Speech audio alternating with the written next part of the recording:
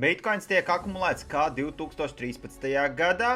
ASV patērētāju noskaņojums nokrīt uz vēsturē zemāko. Bitcoins šodien mums svārstās ap 75 000, īslaicīgs lēciens virs 76 000 noslauka 283 miljonus likvidācijā, un Michaels Saylors beidzot ir iegājis plusos vai break-even saucamajās pa nulēm principā, kad Bitcoins bija virs 75,5 tūkstoši dolāru.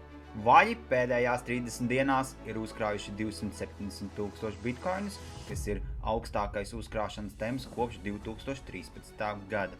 Aprīlī ASV patērētāju noskaņojums nokrita par 11%, kas bija zemākā atzīme, un tad iedzīvotāji skatās diezgan skeptiski ar visu ekonomiku, kas šobrīd notiek.